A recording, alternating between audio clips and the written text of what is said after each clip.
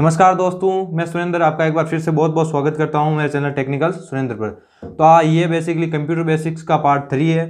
जैसे कि आप अगर हमारे चैनल के सब्सक्राइबर हैं या फिर हम इस चैनल को बहुत पहले से फॉलो कर रहे हो तो आपको पता होगा कि हमने इसके 2 वीडियो अपलोड कर दिए हैं और ये उसका बेसिकली 3rd पार्ट है। ठीक है, तो इसके टॉपिक क्या होने वाला है, तो हम इसमें बात करेंगे कि रैम और रोम क्या होती है। ये बहुत ही इंपॉर्टेंट पार्ट होने वाले हैं कंप्यूटर और फ़ोन में भी होता है। अगर आपके पास मोबाइल है तो ये वीडियो भी आपको ज़रूर देखनी चाहिए क्योंकि ये बहुत इंपॉर्टेंट पार्ट है। कई बार क्या होता है, हमारा कंप्यूटर स्टार्ट नहीं होता है तो उसमें बहुत ज़्यादा चांस यही है कंप्यूटर स्टार्ट बूट नहीं होने का कि उसके रैम या रोम में इशू है। ठीक है, और फ़ोन में जब भी आप कोई नया मोबाइल खरीदते हैं तो आपने नोटिस किया होगा कि आप मोबाइल खरीदते समय ये जान जरूर रखते हैं कि उसमें कितनी रैम है, क्योंकि रैम बहुत ज़्यादा इंपॉर्टेंट होती है और रैम बहुत ज़्यादा मैटर भी करती है कि आपके मोबाइल में कितनी रैम है, ये बहुत ज़्यादा मैटर करती है। ठीक है, तो आज हम बेसिकली रैम और रोम के बारे में बात करेंगे। तो चलिए शुरू करते हैं।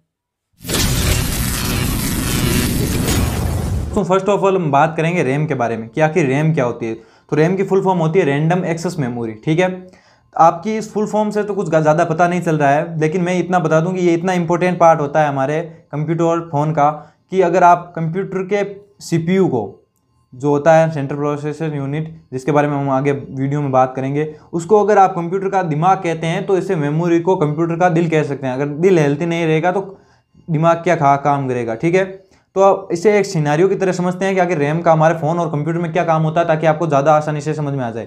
तो मान लीजिए आपके पास एक, जिस रूम में आप रहते हैं उसी के बारे में बात करते हैं। मान लीजिए आपके पास एक रूम है, उसमें एक टेबल है। ठीक है, और आपको शाम को स्टडी करना है तो आप क्या करेंगे, अगर आपके पास मान लीजिए बड़ी टेबल है काफ़ी, तो आप वहाँ पर बहुत सारी बुक्स ला कर रख सकते हैं और जब चाहें जिस बुक को चाहें पढ़ सकते हैं। लेकिन वहीं पर अगर आपके पास टेबल छोटी है तो वहाँ पर आप 2 या 3 किताबें रख सकते हैं और जब भी आपको ज़रूरत पड़ेगी तो आपको पहली वाली किताब को या फिर दूसरी वाली किताब को वहाँ पर रख कर और दूसरी किताब लाने के लिए इस किताब को यहाँ से हटाकर वहाँ पर वापस जगह रखना होगा जहाँ से आप लाए थे उसे। ठीक है, तभी आप उस टेबल पर की जगह मेंटेन कर पाएंगे। सेम यही काम रैम में होता है। जब भी आप मोबाइल में या कंप्यूटर में कोई सॉफ्टवेयर इंस्टॉल करते हैं तो वो बेसिकली हम जिस तरह हमारे रूम में वो बुक पड़ी है उसी तरह वो हमारे फ़ोन के मेमोरी में पड़ी रहती है। ठीक है, लेकिन जब भी हमें उस सॉफ्टवेयर की ज़रूरत होती है या फिर जो भी हमें उस ऐप की ज़रूरत होती है तो हम उस पर क्या क्लिक कर उसे खोल लेते हैं। तो उसी तरह जिस तरह आपने बुक लाकर यहाँ पर इस टेबल पर रखी, उसी तरह वो ऐप उस रैम को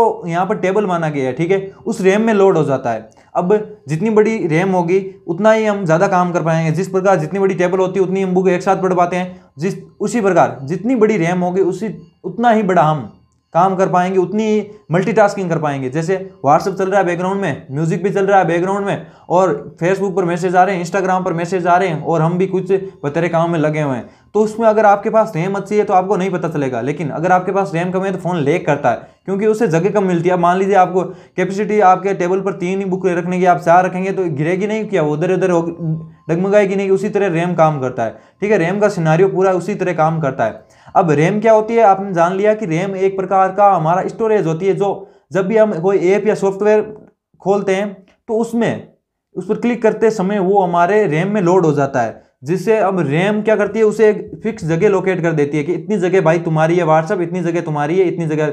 लेकिन जब हम हमारी रैम से ज़्यादा मल्टीटास्किंग करते हैं तो क्या होता है, रैम को जगह नहीं होती है, तो वो क्या करती है, एक दूसरे को खिसकाने की कोशिश करती है कि तुम थोड़ा एडजस्ट करो, तुम थोड़ा एडजस्ट करो। जैसे हम बुक्स को करते हैं, अगर 3 की टेबल की बुक है तो हम उस पर 4 रखनी है तो हमें एडजस्ट तो करना पड़ेगा।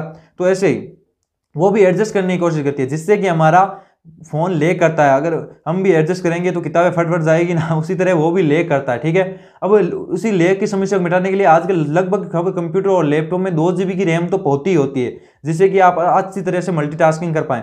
तो रैम का बेसिकली यही काम है। ये बहुत इंपॉर्टेंट है। अगर आपका कंप्यूटर स्टार्ट नहीं होता है तो उसमें रैम की इशू इसीलिए होता है कि वहीं पर अगर कहीं धूल मिट्टी लग गई है तो रैम के बिना कंप्यूटर और फोन दोनों ही स्टार्ट नहीं हो सकते। अगर आपके फोन में से या कंप्यूटर में से रैम निकालनी जाए तो स्टार्ट ही नहीं होंगे, क्योंकि जो ऑपरेटिंग सिस्टम होता है वो भी रैम में इंस्टॉल होता है। अब आप कहेंगे यार वो तो हमारे स्टोरेज दिखाता है, लेकिन वो स्टोरेज दिखाता है, लेकिन वो हमारे आपकी स्टोर में जरूर है शामिल। लेकिन जब आप इसे स्टार्ट करते हैं, जब तक आप चला रहे हैं अपने जो भी सॉफ्टवेयर है या फिर जो भी विंडो आपने मान लीजिए कंप्यूटर में विंडो इंस्टॉल करा है तो वो भी आपकी रैम में ही लोड होगा।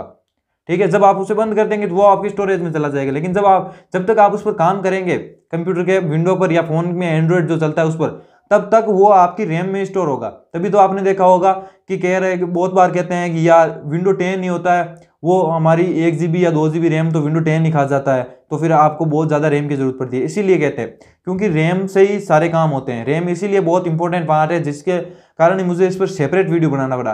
रैम बहुत इंपॉर्टेंट पार्ट होने वाला है, ठीक है। हम जब भी बात करेंगे कि अगर आपका कंप्यूटर कभी लेग होता है या फ़ोन लेग होता है तो उसमें रैम की हैंग होता है, तो भी उसमें रैम की इशू है, या फिर स्टार्ट नहीं होता, तो आपको सबसे पहले रैम को चेक करना है। कहीं उस पर अगर धूल मिट्टी लगी है तो आपको उसे क्लीन कर लेना है। उसके बाद कंप्यूटर बहुत ज़्यादा चांस में स्टार्ट हो जाता है।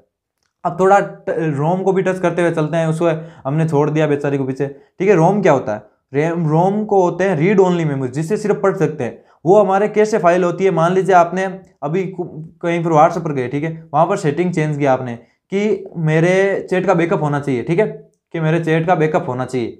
अब हर संडे होना चाहिए, आपके पास ऑप्शन आता है कहाँ पर होना, मंडे को। अब वो सेटिंग सेव कहाँ रहती है? वो रोम में रहती है, ठीक है, रीड ओनली मेमोरी में रहती है।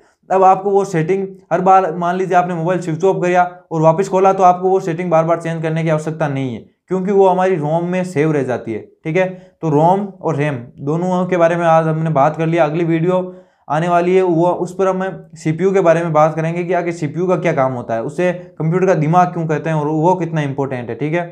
तो आज के लिए बेसिकली इतना ही। अगर आपने हमारी पिछली प्लेलिस्ट नहीं देखी है तो उसकी लिंक मैं डिस्क्रिप्शन में और आई बटन में दोनों में दे दूंगा, आप उसे जाकर देख लीजिए, क्योंकि मैंने उसमें 2 वीडियो अपलोड किए हैं, बहुत ही शानदार वीडियो है, जाकर जल्दी से जल्दी देख लीजिए। और हमारे चैनल पर अगर नए हैं तो चैनल को सब्सक्राइब कर लीजिए, क्योंकि आने वाली ये पूरी प्लेलिस्ट होने वाली है जिसमें आपको कंप्यूटर बेसिक की हर चीज़ बताई जाएगी। तो चलिए आज के लिए इतना ही, मैं मिलता हूँ आपको अगले वीडियो में, तब तक के लिए गुड बाय, जय हिंद, वंदे मातरम।